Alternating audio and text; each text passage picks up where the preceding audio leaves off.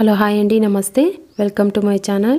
ఈరోజు నేను రైచూర్ స్పెషల్ ఒగ్గాని ఎలా చేయాలని చూపిస్తున్నానండి. చాలా తక్కువ ఇంగ్రీడియంట్స్తో చాలా టేస్టీగా ఉండే ఒగ్గాని ఎలా చేయాలని చూపిస్తున్నానండి. ఇప్పుడు ఎలా చేయాలో చూద్దాం.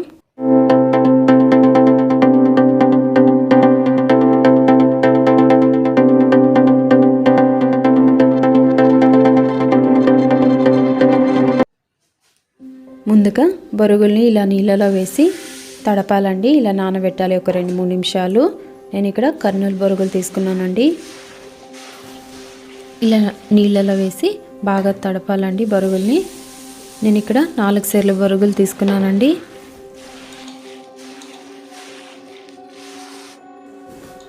ఇలా బొరుగులన్నీ నానిన తర్వాత చూసారు కదండి, ఇలా నీళ్ళన్నీ ఇలా బాగా పిండేసి ఈ బొరుగులన్నీ ఒక గిన్నెలోకి ఇలా తీసేయాలి. మొత్తం బొరుగులన్నీ ఇలాగే బాగా నీళ్ళలో నానబెట్టి ఇలా నీళ్ళన్నీ తీసేసి అన్నీ ఇలా గిన్నెలోకి నేను తీస్తున్నానండి. ఇలా అన్నీ తడిపిన తర్వాత ఇలా పొడి పొడిగా ఉన్నాయండి.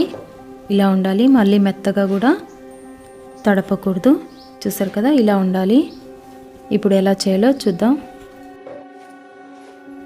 ముందుగా చింతపండుని ఇలా నానబెట్టుకోవాలండి. నేను నిమ్మకాయ సైజ్ ఎంత తీసుకున్నానో. ముందుగా స్టవ్ వెలిగించి ఒక కడాయిలోకి నేను ఆయిల్ వేస్తున్నానండి. ఇప్పుడు తాలింపు వేసుకోవడానికి ఆయిల్ వేసిన తర్వాత 1 స్పూన్ ఆవాలు, 1 స్పూన్ జీలకర్ర వేయాలండి. తర్వాత చిటపట్లాడిన తర్వాత ఇందులో నేను ఉల్లిపాయ ముక్కలు వేస్తున్నానండి. ఒక 4 ఉల్లిపాయ ముక్కలు తీసుకున్నాను. ఇలా పెద్ద పెద్దగా కట్ చేశానండి. ఇలా కొద్దిగా మగ్గిన తర్వాత ఇప్పుడు ఇందులోకి పచ్చిమిరపకాయలు వేస్తున్నానండి. పచ్చిమిరపకాయలు కూడా ఒక 4 తీసుకున్నాను, చిన్నగా తరిగానండి. ఇలా బాగా కొద్దిగా మగ్గిన తర్వాత చిటికెడు పసుపు వేయాలి. చూసారు కదండి, ఇక్కడ నేను కొద్దిగా పసుపు వేసిన తర్వాత మళ్ళీ బాగా ఒకసారి కలపాలి. ఇలా కలిపిన తర్వాత కరివేపాకు వేసి నేను ఇక్కడ ఒక టమాటా తీసుకుంటున్నానండి. ఇలా చిన్నగా కట్ చేశాను. ఎక్కువ వేస్తే బాగుండదండి. నేను ఇక్కడ ఒక టమాటానే వేస్తున్నాను. తర్వాత ఇలా కొద్దిగా మగ్గాలండి. ఇప్పుడు ఇలా మగ్గిన తర్వాత తగినంత ఉప్పు వేయాలి. ఇలా 2 స్పూన్లు ఉప్పు వేసిన తర్వాత ఇలా బాగా కలిపిన తర్వాత చింతపండు రసాన్ని కూడా వేయాలండి. ఇలా ముందుగా నానబెట్టుకున్నాం కదా చింతపండు గుజ్జును కూడా ఇలా వేస్తున్నానండి. ఇలా వేసేసి బాగా కలపాలి. ఇలా 2-3 నిమిషాలు బాగా మగ్గనివ్వాలండి, దగ్గర పడేంత వరకు. ఇప్పుడు బాగా దగ్గర పడిందండి. చూసారు కదా, ఆయిల్ కూడా పైకి తేలింది. ఇలా బాగా ఒకసారి కలిపేసి ఇప్పుడు ఇందులోకి నేను 1 గ్లాస్ అన్ని పాలు వేస్తున్నానండి. పాలు వేయడం వల్ల ఈ ఒగ్గాని చాలా బాగుంటుంది, చాలా టేస్టీగా కూడా ఉంటుందండి.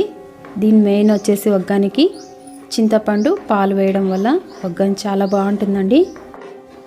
పాలు వేసిన తర్వాత ఇలా బాగా ఒకసారి కలిపి స్టవ్ సిమ్లో ఉంచాలండి. ఉంచిన తర్వాత బొరుగులు నానబెట్టుకున్నాం కదా ముందుగా, అవన్నీ బొరుగులన్నీ ఇప్పుడు వేయాలి.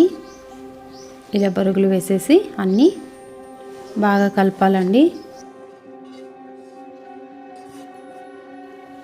ఇలా అంతా బాగా కలపాలండి. చూసారు కదా, ఇలా మొత్తం అంతా పట్టేటట్టు బొరుగులకన్నీ ఇలా బాగా కలపాలి. ఇప్పుడు పప్పుల పొడి కూడా వేస్తున్నానండి. నేను 4-5 స్పూన్ల దాకా వేస్తున్నాను. ఇలా వేసి ఇప్పుడు చివరగా కొత్తిమీర కూడా వేయాలండి. ఇలా కొత్తిమీర వేసేసి బాగా కలపాలి. ఇలా కలిపి చూసారు కదండి, చాలా టేస్టీగా ఉండే ఒగ్గాని ఎలా చేయాలని. ఇందులో మెయిన్ వచ్చేసి చింతపండు, పాలు వేయడం వల్ల ఒగ్గాని చాలా టేస్టీగా ఉంటుందండి. ఇలా బాగా కలిపిన తర్వాత మూత పెట్టేసి ఒక 2 నిమిషాలు మగ్గనివ్వాలండి. అంతేనండి, ఒగ్గాని రెడీ అయిపోయిందండి. రైచూర్ స్టైల్ చాలా టేస్టీగా ఉండే ఒగ్గాని మీరు కూడా తప్పకుండా ట్రై చేసి చూడండి. మా ఛానల్ని కనుక ఫస్ట్ టైం చూస్తుంటే ప్లీజ్ లైక్ చేయండి, షేర్ చేయండి, సబ్స్క్రైబ్ చేసుకోండి. ఈ వీడియో చూసినందుకు థ్యాంక్ యూ అండి.